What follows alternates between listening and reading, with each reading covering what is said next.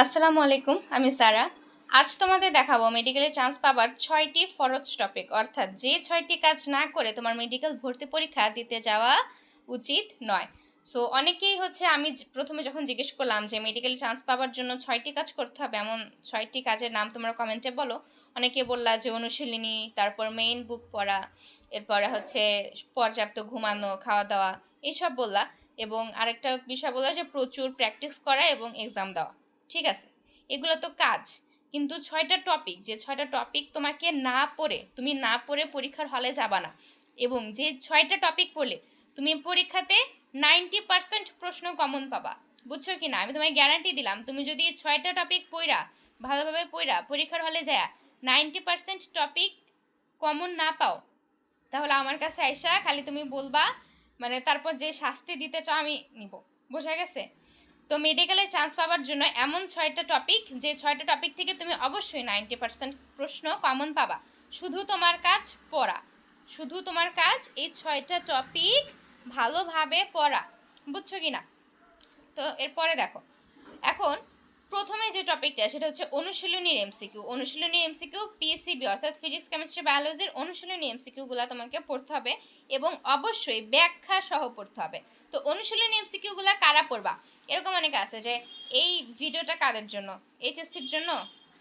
HSC যারা আছে ওরা কি মেডিকেল প্রিপারেশন নিতে চাইলে অনুশীলনীর এমসিকিউ পড়বে কিনা? শোনো, দেখো তো অনুশীলনী এমসিকিউতে কি আছে। এটা হচ্ছে গুণগত রসায়ন। হ্যাঁ, এটা হচ্ছে গুণগত রসায়ন। এই যে গুণগত রসায়ন বইয়ের এমসিকিউ। দেখো, এই যে এটা হচ্ছে অনুশীলনী এমসিকিউ। দেখো তো প্রথমে কি আছে? ঢাকা বোর্ড, এরপরে হচ্ছে Comilla board, Jessore board, Comilla board, Barisal board, তারপরে এই যে অনেকগুলা বোর্ড, এই বোর্ড। তারপর এই পেজে দেখো, এই যে বোর্ড আসতেছে, কতগুলা বোর্ড। দেন আরো খেয়াল করো, এই যে বোর্ডগুলা দেখছো। এখন অনেকেই বলে যে আমি কি মেডিকেল প্রিপারেশন নিব নাকি, প্রি মেডিকেল নিব নাকি, প্রি মেডিকেল পড়বো নাকি। ভাই, তোমাকে প্রি মেডিকেলে কি পড়ানো হয় বলো তো? অবশ্যই অনুশীলনী এমসিকিউগুলো পড়ানো হয়, কারণ এই অনুশীলনী থেকে হুবহু, হুবহু কথাটার মানে বুঝছো কিনা? হুবহু মানে হুবহু, কপি পেস্ট, যেটাকে বলে কপি পেস্ট। এই কপি পেস্ট করে মেডিকেল ভর্তি পরীক্ষায় প্রশ্ন বানানো হয়। তো তোমার যদি বিশ্বাস না হয়, তুমি যে কোনো সিনিয়রকে জিজ্ঞেস করতে পারো। এই অনুশীলনী থেকেই কপি পেস্ট মেরে এই প্রশ্নগুলো, এই যে প্রশ্নগুলো দেখো, মেডিকেল পরীক্ষার প্রশ্ন ফাঁস, তোমার কাছে প্রশ্ন ফাঁস হয়ে বসে আছে। তো এই টপিকগুলাই বা এই প্রশ্নগুলাই মেডিকেল ভর্তি পরীক্ষায় আসবে ভবিষ্যতে। সো এখন এই প্রশ্নগুলা কি খালি তুমি যদি এইচএসসিতে পড়ো এটা তুমি পড়বে কিনা, দেখো কতগুলা বোর্ডের প্রশ্ন। তুমি যদি বোর্ডে পরীক্ষা দিতে চাও, অবশ্যই তোমাকে বোর্ড স্ট্যান্ডার্ড এমসিকিউগুলো পড়তে হবে, বিগত সালে বোর্ডের এমসিকিউ পড়তে হবে। তো অনুশীলনীতে তাই দেওয়া, বিগত সালে বোর্ডের এমসিকিউ দেওয়া। এটা তুমি কেন এইচএসসি থেকেই পড়বা না? তুমি অবশ্যই এইচএসসি থেকে পড়বা। তুমি যদি এইচএসসি 25 এবং 26 ব্যাচ হও, তোমার প্রতি আমার রিকোয়েস্ট থাকবে, যে কোনো অধ্যায় শেষ করে অবশ্যই এই অনুশীলনের এমসিকিউগুলো আগে পড়বা, এরপরে গাইডের অন্যান্য এমসিকিউ, গাইড টেস্ট পেপার এগুলো পড়বা। গাইড টেস্ট পেপার দরকার হলে দরকার নাই, তুমি এই বইয়ের অনুশীলনীটা বারবার প্র্যাকটিস করবা। বুঝছো কি না? তো তুমি এইচএসসি ব্যাচ হও অথবা মেডিকেল সেকেন্ড টাইমার, এই অনুশীলনী তোমার জন্য গুরুত্বপূর্ণ। এখন এটা আমি যে দেখাচ্ছি, এটা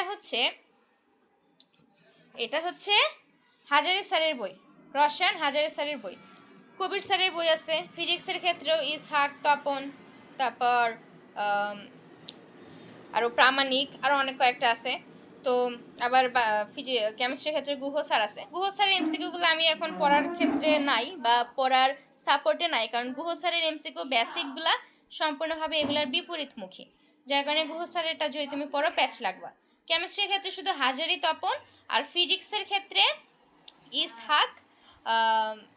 ইসহাক, হাজারি আর কবির, সরি, কেমিস্ট্রির ক্ষেত্রে হাজারি, কবির। কেমিস্ট্রির ক্ষেত্রে ইসহাক স্যার, তপন স্যার, আর প্রামাণিক স্যার। এ কয়েকজন এটা পড়তে পারো। তো তোমার কাছে যদি এতগুলা বই না থাকে বা এত সোর্স না থাকে, তুমি যেটা করতে পারো, আমাদের পিডিএফ পড়তে পারো। খেয়াল করো, এই যে এসএস পাঠশালা অনুশীলনী MCQ physics first paper vector, এখানে ইসহাক স্যার। আমাদের ফিজিক্স বা আমাদের যে কোনো অনুশীলনী পিডিএফ সব ধরনের সব রাইটার, অর্থাৎ সকল রাইটারের অনুশীলনী দিয়ে তৈরি। অর্থাৎ ফিজিক্সের কিন্তু টোটাল 5টা রাইটার আছে, যেমন দেখো ইসহাক স্যার আছে, এরপরে তপন স্যার আছে, প্রামাণিক স্যার আছে, গিয়াসউদ্দিন স্যার আছে, এই যে প্রামাণিক স্যার, এই যে প্রামাণিক স্যারের এমসিকিউ। এরপরে গিয়াসউদ্দিন স্যার আছে, তপন স্যার আছে, তোফাজ্জল স্যার আছে, এই যে দেখো তোফাজ্জল স্যারের এমসিকিউ। আচ্ছা, আরেকটা কথা ক্লিয়ার করি। অনেকেই বলে হচ্ছে এই যে বহুপদীগুলা যে আছে এগুলা মেডিকেলের জন্য পড়বো কিনা, বহুপদীগুলা মেডিকেলের জন্য পড়বো কিনা। তোমাদের একটা বলে রাখি, এই বহুপদী থেকে সত্য মিথ্যা টাইপের কোশ্চেন হতে পারে, অর্থাৎ কোনটি সঠিক বা কোনটি সঠিক নয় এই টাইপের কোশ্চেন এই বহুপদী, এই যে তিনটা অপশন দেখতেছো না, এই তিনটা অপশন দিয়ে সহজেই বানানো যায়। সো অনুশীলনীর বহুপদীগুলা তোমরা একটু পড়বা, যখন পড়বা জাস্ট একটু চোখ বুলাবা, একেবারে স্কিপ করবা না, একেবারে স্কিপ করবা না, অল্প হলেও পড়বা। কারণ এখান থেকে এই যে দেখতেছো তো নিচের কোনটি সঠিক, অর্থাৎ কি নিচের কোনটি সঠিক, কোনটি সঠিক নয়, কোনটি সত্য, কোনটি মিথ্যা, এই টাইপের প্রশ্ন এই বহুপদী থেকে আসতে পারে। আর মেডিকেল অ্যাডমিশন টেস্টের একটা গুরুত্বপূর্ণ জিনিস হচ্ছে এখানে প্রত্যেক বছর কোশ্চেনে নতুন নতুন কিছু অ্যাড করে, নতুন নতুন এমন একটা জিনিস অ্যাড করে মানে চমকে দেয়। প্রত্যেকবারই তো আর সেম ভাবে পরীক্ষা হবে না, তাই না? দেখবা কোনো এক বছরে বহুপদী থেকে সত্য মিথ্যা বা সঠিক সঠিক নয় টাইপের প্রশ্ন বানাই দিয়ে দিছে। তখন হবে কি, তখন থেকে সবাই আবার পড়া শুরু করবে, তখন থেকে সবাই পড়া শুরু করবে যে এটা তো আসছে গত বছর এরকম, তাহলে আমি এখন থেকে এগুলা পড়বো। কিন্তু তুমি যদি আগের থেকে সচেতন থাকো, আগে থেকে টুকিটাকি একটু পড়ো, তাহলে হবে কি, যদি পরীক্ষাতে একটু চালাকি করে তুমি কিন্তু পেরে যাবা, অন্যেরা যেটা পারবে না তুমি পেরে যাবা, এটা হচ্ছে তোমার প্লাস পয়েন্ট। তো দেখো যে তপন স্যারের এমসিকিউ আছে, এরপরে হচ্ছে প্রামাণিক স্যার, তোফাজ্জল স্যার আর গিয়াসউদ্দিন স্যার সবার এমসিকিউই আছে। ঠিক আছে, তো তোমার কাছে যদি অনেক অনেক সোর্স না থাকে তো তুমি যেটা করতে পারো, আমাদের পিডিএফ আলাদা আমরা সেল করি, তুমি ওই ব্যাচে ভর্তি হইতে পারো, আমাদের হচ্ছে অফুরন্ত পিডিএফ সার্ভিস, ওইটাতে ভর্তি হতে পারো, অথবা অফুরন্ত এক, আমাদের যেটা মাসিক বেতনে অফুরন্ত এক, সেটাতেও ভর্তি হতে পারো। ঠিক আছে, আচ্ছা আমি একটু দেখাই দিই।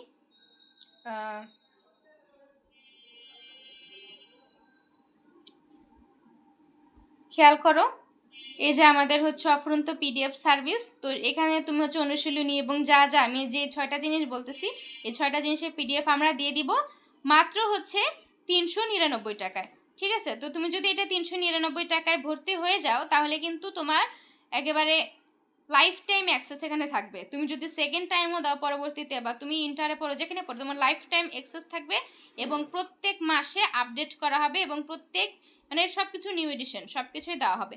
ঠিক আছে, তো তুমি চাইলে এটাতে ভর্তি হতে পারো, অথবা তোমরা চাইলে আমাদের অফুরন্ততেও ভর্তি হতে পারো। অফুরন্ত একে যদি ভর্তি হওয়া, অফুরন্ত একের প্যাকেজ চলছে মাত্র 120 টাকায়, 10 তারিখ পর্যন্ত হচ্ছে এই প্যাকেজের মধ্যে শেষ হয়ে যাবে ক্লাস এবং এক্সামগুলো, তুমি চাইলে এটাতেও ভর্তি হতে পারো। তো আচ্ছা চলো এখন যেটা দেখাচ্ছিলাম সেটাই দেখাই, এটা গেল আমাদের অনুশীলনী। ঠিক আছে, এরপর আমাদের দ্বিতীয়ত যে জিনিসটা পড়তে হবে, খেয়াল করো, দ্বিতীয়ত পড়তে হবে হচ্ছে বোর্ড এমসিকিউ। কি পড়তে হবে? Board MCQ. এখন একটা জিনিস ক্লিয়ার যে অনুশীলনী পড়লে তোমার বোর্ড এমসিকিউ হয়ে যাচ্ছে, কিন্তু যেটা সত্যি কথা সব বোর্ড এমসিকিউ হয় না, সব বোর্ড এমসিকিউ হয় না। আমি যদি তোমাকে বায়োলজির ক্ষেত্রে দেখাই, খেয়াল করো, বায়োলজিতে যদি হাসান স্যারের বই দেখাই, হাসান স্যারের বইতে কিন্তু তেমন একটা অনুশীলনী নাই বললেই চলে, অনুশীলনীর এমসিকিউ নাই বললেই চলে।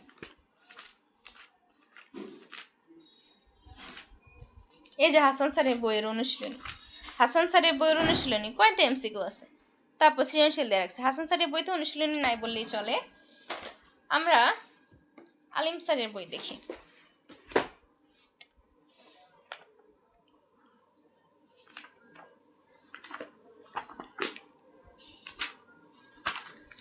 আলিম স্যারের বই দেখো,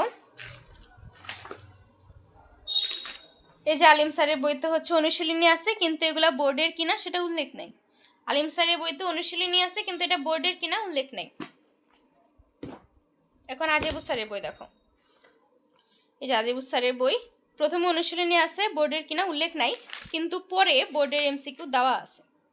এই যে বোর্ড পরীক্ষার বহু নির্বাচনী, হ্যাঁ বোর্ডের এমসিকিউ পরে দেওয়া আছে, দেখো বোর্ডের এমসিকিউ পরে দেওয়া আছে।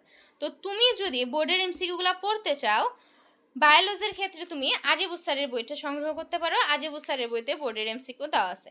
কিন্তু ফিজিক্স কেমিস্ট্রির ক্ষেত্রে এটা একটু টাফ হবে, কারণ অনুশীলনীতে সবগুলো বোর্ডের এমসিকিউ দেওয়া নেই। সেক্ষেত্রে যেটা করতে পারো, আবারও বলবো, আমাদের পিডিএফ সার্ভিস, আমাদের পিডিএফগুলোতে এটা হচ্ছে বোর্ড এমসিকিউ, দেখো এই যে biology first paper board MCQ দেওয়া আছে এবং অবশ্যই ব্যাখ্যা দেওয়া আছে। হ্যাঁ, আমাদের পিডিএফগুলোর বৈশিষ্ট্য হচ্ছে আমরা আমাদের পিডিএফে ব্যাখ্যা দিয়ে দিই। সো তুমি যখন মনে করো একটা এমসিকিউ পড়তেছো, সাথে যদি আরও যা যা আছে সেই ব্যাখ্যাগুলো পড়ে ফেলো, তাহলে কিন্তু তোমার জন্য অনেক ইজি হবে সব কিছুই। ঠিক আছে, তো দেখতে পাচ্ছ আমাদের যেমন হচ্ছে এখানে একটা প্রশ্ন আছে যে মালবেসি গোত্রের দলের পুষ্পপত্র বিন্যাস কোন ধরনের, দিল যে টুইস্টেড। এরপরে যতগুলা পুষ্প বিন্যাস বা অম্রা বিন্যাস রয়েছে, হ্যাঁ, সবগুলোই কিন্তু এখানে দেওয়া আছে, বুঝতে পারছো কিনা। আর অম্রা বিন্যাস কিন্তু খুবই গুরুত্বপূর্ণ। অম্রা বিন্যাসগুলো কিন্তু প্রায় মেডিকেল বলো বা ভার্সিটি বলো সব পরীক্ষাতেই এসে থাকে। সো তুমি যদি এমসিকিউ মনে করো পড়লা, কিন্তু সেটার উত্তরটা তুমি ঘাটো না। এটার প্রশ্নটা হচ্ছে এই যে এখানে, এই যে 6 নম্বরের উত্তর, এটা যে একটা দেওয়া আছে, তারপর এটার অম্রা বিন্যাস কি ধরনের, এটা হচ্ছে অক্ষীয় ধরনের। তো এই অম্রা বিন্যাসগুলো কিরকম বা একটা প্রশ্ন পড়ে তুমি যদি উদাহরণ বা ব্যাখ্যাগুলা পড়ো, তাহলে কিন্তু তোমার ওই পুরো টপিকটা ক্লিয়ার হয়ে যাবে, ঠিক আছে। আর তোমাদের কাছে যদি পিডিএফ না থাকে, তোমাদের কাছে একটা রিকোয়েস্ট থাকবে যে অনুশীলনী বা বোর্ড যাই এমসিকিউ পড়ে না কেন, এমসিকিউগুলোর ব্যাখ্যা বইয়ে সুন্দর করে দাগায় রাখবে এবং বই থেকে পড়ে নিবা, ঠিক আছে।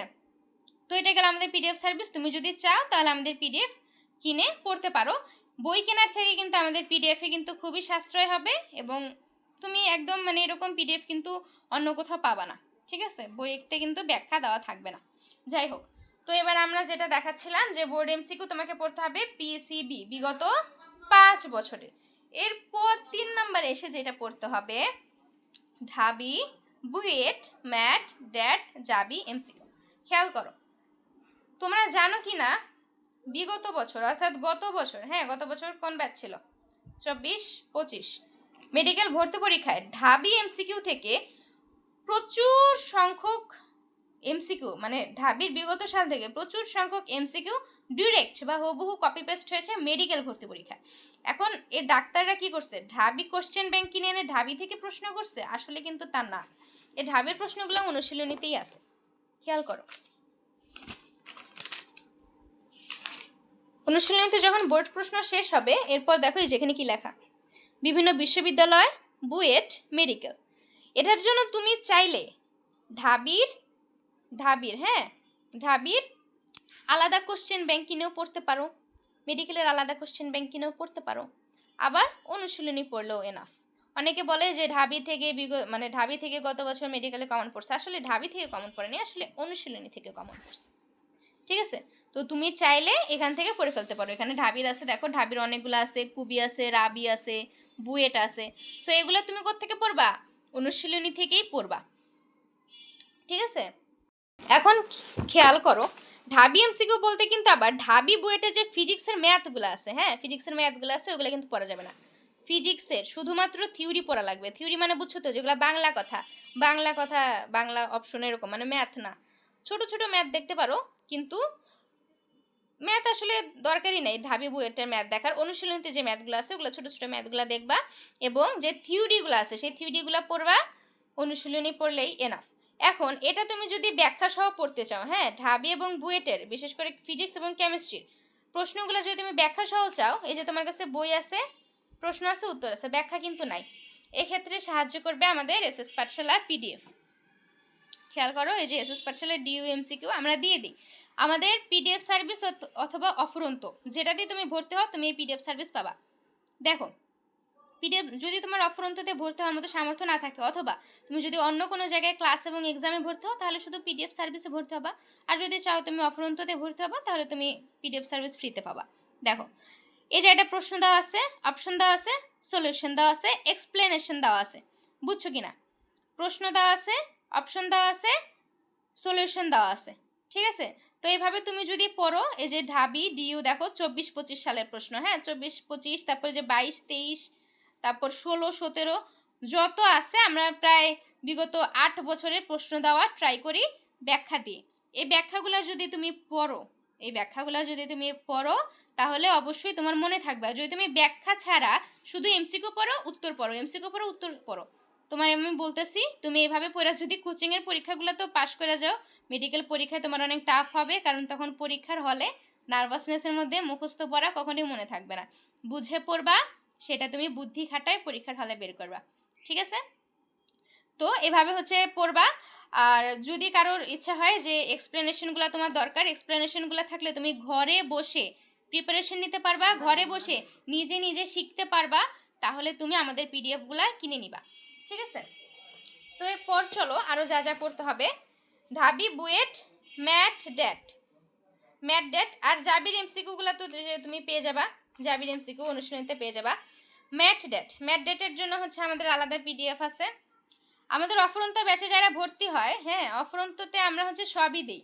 অফুরন্ত মানে কি আনলিমিটেড, অর্থাৎ তাদের যা প্রয়োজন সব কিছুই আমরা তাদের দিই। আর যদি তুমি অফুরন্ততে ভর্তি না হও, তুমি আলাদাভাবে পিডিএফ সার্ভিসে ভর্তি হতে পারো। তো দেখো, এই যে এসএস পাঠশালা ম্যাট ডেট এমসিকিউ রেসপিরেশন সিস্টেম, প্রশ্ন আছে, অপশন আছে, সলিউশন আছে, বুঝছো কিনা? প্রত্যেকটা প্রশ্নের এক্সপ্লেনেশন আছে। তুমি যদি এক্সপ্লেনেশন পড়ো তাহলে তোমার ওই পুরো টপিকটা ক্লিয়ার হয়ে যাবে, বুঝছো কিনা? তো তুমি যদি চাও তাহলে এভাবে ম্যাট ডেটের এমসিকিউ আমরা আলাদা করে পিডিএফ দিই, তোমার ইচ্ছা। এছাড়া বিভিন্ন কোচিং সেন্টারে ম্যাট ডেটের বিগত সালের প্রশ্ন দিয়ে বই পাওয়া যায়, তুমি চাইলে সেই বইগুলোও সংগ্রহ করতে পারো, সেটা তোমার ইচ্ছা। তোমাকে আমি শুধু আজকের ভিডিওতে দেখাই দিলাম যে তুমি এই জিনিসগুলো পড়বা, কোন সোর্স থেকে পড়বা, কার কাছ থেকে পড়বা, সেটা সম্পূর্ণই তোমার ইচ্ছা। তো বুয়েট আর ঢাবির হচ্ছে ফিজিক্সের থিওরি পড়বা এবং রসায়ন বায়োলজির অল পড়বা। আর ম্যাট ডেট জাবি এগুলার হচ্ছে অল, অর্থাৎ ফিজিক্স কেমিস্ট্রি বায়োলজি তিনটাই পড়তে হবে। আর জাবির ক্ষেত্রে যেটা পড়বা শুধু ডি ইউনিটের পড়বা, হ্যাঁ জাবি ডি ইউনিটের বায়োলজি এবং কেমিস্ট্রিটা পড়বা। আর এগুলো তুমি কোথায় পাবা? অনুশীলনীতেই পাবা, বলে দিছি, শেষ। তো এবার আসো জিকে বলতে তোমরা কি বোঝো? জিকে বলতে আমি যে জিনিসটা বুঝি সেটা হচ্ছে প্রচুর প্রশ্ন জানা, প্রচুর প্রশ্ন। তুমি যত প্রশ্ন জানবা এবং উত্তর জানবা, তুমি যত প্রশ্ন জানবা এবং উত্তর জানবা, তুমি তত বেশি জিকে জানবা। যত বেশি প্রশ্ন জানবা, উত্তর জানবা, তত বেশি জিকে জানবা। জিকে বলতে তো আমরা এটাই বুঝি, যত বেশি প্রশ্ন আমরা সলভ করব, যত বেশি উত্তর আমরা জানবো, সেটাই হচ্ছে আমাদের জিকেতে সমৃদ্ধ করে তুলবে। আর এতগুলো প্রশ্ন উত্তর মিলে তুমি কি করতে পারো? নোট করতে পারো। আর যদি তুমি গোছানো একটা বই চাও তাহলে জোবাইয়ের জিকে অথবা MP3 পড়তে পারো। এখন একটা জোবাইয়ের জিকে বই যদি তুমি কিনতে চাও তাহলে তোমার 450 টাকা লাগবে মিনিমাম। জোবাইয়ের জিকে বই কিনতে চাইলে তোমার 450 টাকা লাগবে।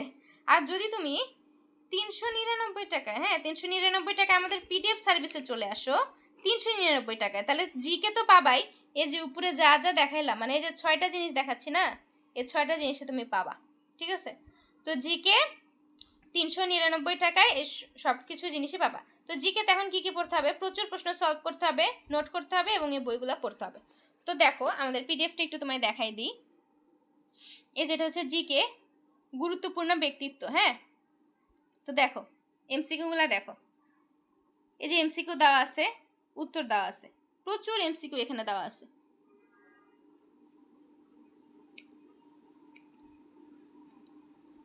দেখো প্রচুর এমসিকিউ দেওয়া আছে এবং যেগুলোর জন্য দরকার সেগুলোর সলিউশন দেওয়া আছে। দেখা যায় জিকের জন্য তো আর সলিউশন দরকার হয় না, এরপরেও জিকের কিছু কিছু প্রশ্নের সলিউশন, অর্থাৎ যদি কোনো গুরুত্বপূর্ণ ইনফরমেশন থাকে সেই সলিউশনগুলো দেওয়া আছে। আমি তোমায় চ্যালেঞ্জ করে বলতে পারবো এমন কোনো জিকে বই তুমি আমাকে দেখাইতে পারবে না যেখানে এমসিকিউতে সলিউশন দেওয়া আছে, শুধুমাত্র এসএস পাঠশালা ছাড়া, ঠিক আছে? তো দেখো এটা হচ্ছে আমাদের জিকে পিডিএফ। তো তুমি চাইলে আমাদের জিকে পিডিএফটাও সংগ্রহ করতে পারো। আর এখানে হচ্ছে আমরা একটা টপিকের উপর হ্যাঁ জাস্ট একটা টপিকের উপর 200 থেকে 300 এমসিকিউ দিয়ে থাকি। একটা টপিকের উপর আমরা 200 থেকে 300 এমসিকিউ দিয়ে থাকি। সো তুমি যদি এই পিডিএফগুলো সংগ্রহ করো তাহলে একটা টপিকের উপর যদি তুমি 200-300 এমসিকিউ পড়ো তাহলে আর কি লাগে বলো? আর কিছু লাগে? আমাদের একটা স্টুডেন্ট অফুরন্ততে ভর্তি, ও বললো যে আপু আপনাদের যে পিডিএফ, আমি হচ্ছে প্রথমে MP3 পড়ে, প্রথমে হচ্ছে MP3 পড়ে, এরপরে হচ্ছে এই পিডিএফটা থেকে একটু নিজে নিজে ট্রাই করে যে নিজে নিজে পারে কিনা, মানে একটু এক্সামের মতো ট্রাই করে। তো বললো যে আপু আমি MP3 পড়ছিলাম, সেজন্য ম্যাক্সিমাম জিকে কমন পাইছি, কিন্তু কিছু কিছু ছিল নিউ বা নতুন। তাহলে বুঝছো MP3 এর থেকেও বেশি সংখ্যক জিকে সোর্স ইনশাল্লাহ আলহামদুলিল্লাহ আমাদের কাছে আছে। তো তুমি চাইলে আমাদের জিকে পিডিএফটাও সংগ্রহ করতে পারো। তো এরপরে যেটা পড়তে হবে ইংলিশ মাস্টার বুক সলভ এবং প্রচুর প্রশ্ন প্র্যাকটিস। এই জিকে ইংলিশের ক্ষেত্রে একই জিনিস, প্রচুর প্রশ্ন তোমাকে সলভ করতে হবে একটা স্মার্ট সোর্স থেকে, যে কোনো জায়গা থেকে আওলা জাওলাভাবে প্রশ্ন সলভ করা যাবে না, ওকে? তো ইংলিশটা তুমি পড়বে মাস্টার বুক থেকে, এটার পিডিএফ আমরা আমাদের পিডিএফ গ্রুপে দিব। আর মাস্টার বুকের লেটেস্ট এডিশনই কিন্তু 2021 সালের, হ্যাঁ 2021-এর পর কিন্তু মাস্টার বুকের কোনো লেটেস্ট এডিশন নাই। আর এটা যদি তুমি বাজারে কিনতে যাও, এই যে মাস্টার বুকটা বাজারে যদি কিনতে যাও 600 টাকা লাগবে। মাস্টার বুক বাজারে কিনতে গেলে 600 টাকা লাগবে। আর তুমি আমাদের পিডিএফ গ্রুপে জাস্ট 399 টাকায় ভর্তি হলে সবগুলা পিডিএফ পেয়ে যাচ্ছ। তো চলো দেখো মাস্টার বুকে কি আছে। এই যে টপিকগুলো আছে এবং দেখো খেয়াল করো, এই যে RU অর্থাৎ রাজশাহী ইউনিভার্সিটিতে আসছে এবং রাজশাহী কৃষি উন্নয়ন ব্যাংক, ইসলামী ব্যাংক লিমিটেড, বিভিন্ন চাকরির পরীক্ষা বলো, বিভিন্ন চাকরির পরীক্ষা বলো, বিজিএস পরীক্ষা, বিজিএস হচ্ছে বাংলাদেশ জুডিশিয়ারি সার্ভিস, এটা হচ্ছে জজ, মানে কেউ যদি জজ হতে চায়, যারা সাধারণত ল পড়ে তারা হচ্ছে বিজিএস এক্সামটা দেয়। সো বিভিন্ন চাকরির পরীক্ষা যেখান থেকে হচ্ছে প্রতি বছর মেডিকেল ভর্তি পরীক্ষায় ইংলিশ MCQ হুবহু কমন আসে, ইংলিশ MCQ হুবহু কমন আসে। তুমি আমার কথা বুঝতে পারছো কিনা? ইংলিশ MCQ হুবহু কমন আসে, ঠিক আছে? তো এই MCQগুলো যদি তুমি পড়ো, এখানে প্রচুর MCQ আছে, এগুলো যদি তুমি পড়ো, প্রথমে উপরে দেখো বেসিক আছে, বিভিন্ন জিনিসের আগে বেসিকটা ক্লিয়ার করে নিবা, তারপর MCQগুলো পড়বা, এই যে বেসিক ক্লিয়ার করে নিবা, তারপর MCQগুলো পড়বা, তুমি ঘরে বসে স্মার্টলি প্রিপারেশন নিবা। বুঝতে পারছো কিনা? দৌড়াদৌড়ি না করে, চিন্তা ভাবনা না করে, তুমি খালি পড়বা, বাকিটা আল্লাহর ইচ্ছা। বুঝছো কিনা? তুমি চেষ্টা করবা, বাকিটা আল্লাহর ইচ্ছা। চেষ্টার কোনো কমতি তুমি রাখতে পারবা না, তাহলে আল্লাহকে দোষ দিয়ে লাভ নাই।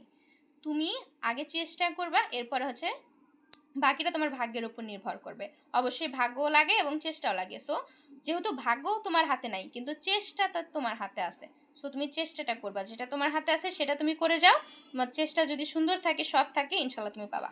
তো আমার যা দেখানোর ছিল আমি দেখাইছি, এবং যা যা পড়তে হবে এই যে 5টা জিনিস দেখাইলাম।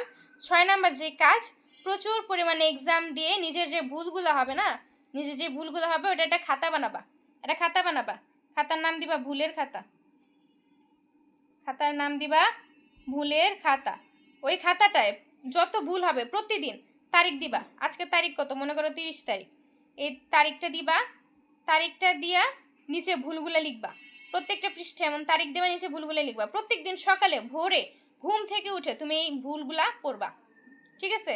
আরেকটা কাজ করলে ভালো হয়, ভুলের খাতায় ঠিক যেভাবে লিখবে ঠিক সেভাবে এই ভুলগুলা রিডিং এর মধ্যে কোন জায়গায় আছে বইয়ের মধ্যে দাগায় রাখবা। বুঝছো কিনা? ঠিক আছে? তো যে 6টা জিনিস ছিল, এই 6টা জিনিস আমার বলা হয়ে গেছে, আশা করি সবাই বুঝছো। এখানে আমি আসলে শোনো, অনেকে হয়তো বলতে পারে যে এই ভিডিওটা হচ্ছে ফিনান্সিয়ালি বা মার্কেটিং করার জন্য না, এই ভিডিওটা মার্কেটিং করার জন্য না। তোমার যে জিনিসটা দরকার ওটা আমি তোমাকে কেন দিব না? আর যদি আমি তোমাকে দিয়ে থাকি তাহলে আমি তোমাকে কেন বলবো না যে আমি দিচ্ছি? বুঝতে পারছো কিনা আমার কথা? তোমায় আমি একটা জিনিস দিব তোমার ভালোর জন্য, আমার এখানে সামান্যতম লাভ নাই। আমার এখানে এই যে এতগুলা পিডিএফ বানাইতে, হ্যাঁ এতগুলা পিডিএফ বানাইতে, এই মাস্টার বুকটা মানলাম যে জাহাঙ্গীর স্যার লিখছে, কিন্তু এই যে এই পিডিএফগুলো তো দেখলাম, আমাদের এই পিডিএফগুলো তো দেখলা, এতগুলা পিডিএফ বানাইতে কষ্ট হয়, পরিশ্রম হয়, ওই পরিশ্রমের বিনিময় এটা কিচ্ছু না। পিডিএফ এতগুলো পিডিএফের বিনিময় কিছুই না।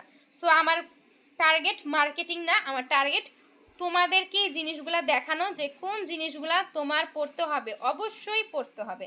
কেননা এই জায়গাগুলো থেকে বিগত সালে মেডিকেল ভর্তি পরীক্ষায় ডিরেক্ট কমন আসছে, যে যারা ডাক্তার, হ্যাঁ ওরা অপারেশন করে, সার্জারি করে, বিভিন্ন কাজে ব্যস্ত থাকে। তুমি জানো একটা ডাক্তার মানে কতটা ব্যস্ত থাকলে তারা ঠিকমতো বিভিন্ন দাওয়াত বা ফাংশনেও অংশগ্রহণ করে না। তারাই তোমার জন্য যে প্রশ্ন বানাবে, প্রশ্ন বানায় তারা কয় টাকা পায়? কি করবে এত কষ্ট করে প্রশ্ন বানানো? আর একটা বড় কথা হচ্ছে, যারা প্রশ্ন বানায় ওদের বয়স মিনিমাম 50+, 50 বছরের উপরে। তারা কি এগুলা পারে? এই যে এই বায়োলজি না হয় মানলাম পারে, তারপর যদি আমি ফিজিক্স দেখাই, তারা কি ফিজিক্স পারে? ফিজিক্স পারে, তাদের মনে আছে, তারা কি বুঝবে? তারা তো পারেই না। এখন পারে না বলতে একসময় পারতো, এখন ভুলে গেছে। তারা কি করে, এই যে বিভিন্ন সোর্স আছে এখান থেকে রেডিমেড প্রশ্ন কপি পেস্ট করে মাইরা দেয়। বোঝা গেছে কিনা? ঠিক আছে? তো যদি নিজের ভালো বুঝো তাহলে আমি বা তোমাদের বড় আপু যা যা বললো সেগুলা মাথায় নিবা এবং অবশ্যই সেই কাজগুলা করবা। আশা করি যে ডেডিকেটেড, যার ভালো কিছু করার ইচ্ছা আছে, যার মধ্যে ইচ্ছা আছে, যার মধ্যে স্বপ্ন আছে, তাকে আমি এই 25 মিনিট যা যা বলছি সে অবশ্যই অক্ষরে অক্ষরে পালন করবে এবং সেই কাজগুলো করবে। এই কাজগুলো করার জন্য যে আমার ব্যাচে ভর্তি হইতে হবে তা না, তুমি চাইলে নিজে বই কিনা নিয়ে বাসায় পড়বা, ঠিক আছে? কিন্তু একটা জিনিস পাবা না, সেটা হচ্ছে ব্যাখ্যা। এই উত্তরের ব্যাখ্যাগুলো পাওয়ার জন্য তুমি চাইলে পিডিএফগুলো সংগ্রহ করতে পারো। তো নিজেদের ভালো নিজে বুঝবা, নিজেদের ভবিষ্যৎ নিজে গঠন করবা, নিজেদের ভবিষ্যতে নিজেরাই এনজয় করবা। ঠিক আছে? সবার জন্য শুভকামনা। আসসালামু আলাইকুম। খোদা হাফেজ।